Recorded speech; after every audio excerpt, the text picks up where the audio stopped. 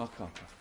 Point of order, Mr Speaker, on which I have given you notice, and I've also notified the Leader of the House of Commons.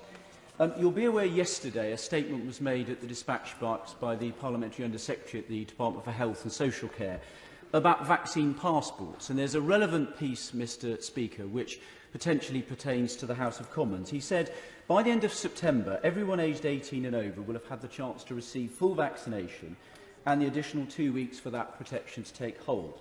So at that point, we plan to make full vaccination a condition of entry to nightclubs and other venues where large crowds gather.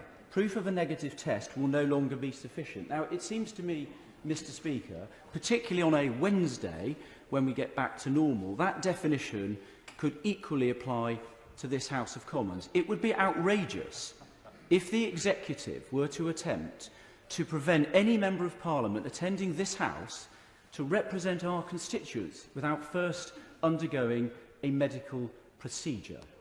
Now, Mr Speaker, I raised it with you because I hope you'll be able to make a ruling on this matter. And in closing, I would just note that your 17th century predecessor, Speaker Lenthal, stood up very effectively against an overmighty executive. And it didn't end well for the overmighty executive. It did lead to the end of the monarchy as well, I might have, for a short period. So let's hope we're not quite going back that far. What I would say is I'm very grateful for the honourable member giving me notice, and I've had no indication that government considers the policy he has mentioned should apply to this House. What I would say, Speaker of this House, there is nothing to stop a member coming into here.